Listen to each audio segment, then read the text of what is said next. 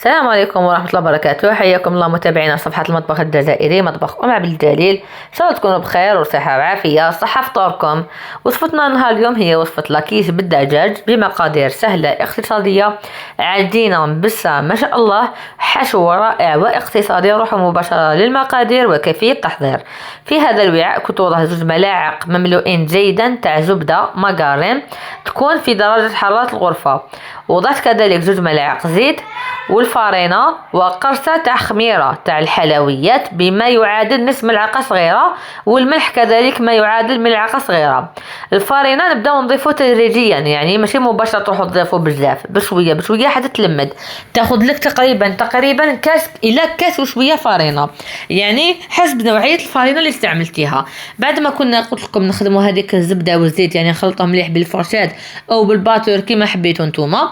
نضيفوا لهم يعني الملح، ونضيفوا كذلك الفارينة والخميرة. هذا ما كان نخلوها ترتاح 5 دقائق الى 10 دقائق.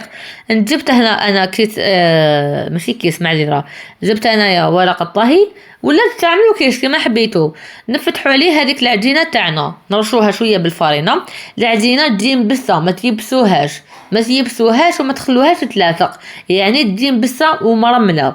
نفتح العجينه تاعي على حسب القدر تاع المول تاع لي تارت. انا عملتها خبزه مباشره، اللي حبيت تعملها يعني انديفيدوال، او يعني كيما يقولوا كل واحد هذوك لي بار صغار، او يعني كيما يقولوا كل واحد وحده، انتم حرين. انا يعني باش نختصر العمل عملت ديريكت خبزه واحده في مول كبير.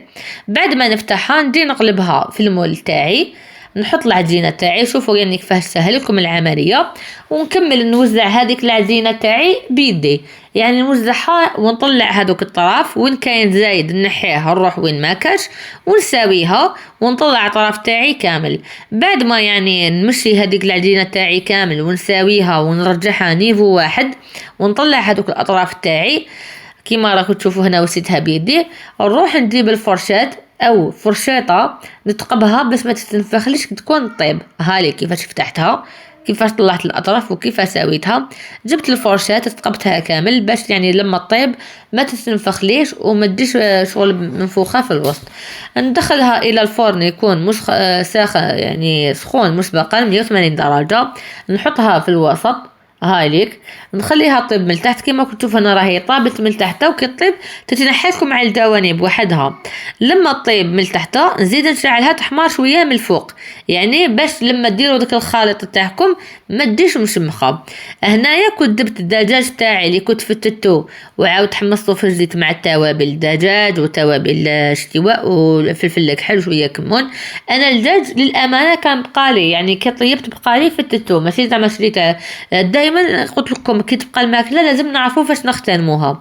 فتت الدجاج هذاك وزدت له المعدنوس، وزدت له 2 ملاعق كبار تاع جبن ابيض، و4 حبات بيض، والقليل من الحليب. واللي يحب اللي عنده كريم فريش ويحب يستعمل كريم فريش او القشطه طازجه يستعملها. شوفوا انا لي تارت تاعي كيفاش طابت، يعني ما شاء الله. جيت فرغت هذاك الخليط تاعي ونساويه كامل على الخبزه تاع لاكيش تاعي. وبعدها نجيب جبن مبشور اللي يذوب، يعني خير من النوعيه اللي تكون تذوب ومضمونه. نرشوها كذلك معدله فوق هذا الخليط. لما نرجعوها لدوكا للفرن نشعلوا لها غير من الفوق، ما نشعلوا لهاش من التحت، باش يتماسك هذا الخليط ويطيب لنا هذاك البيض والفرماج هذاك يذوب.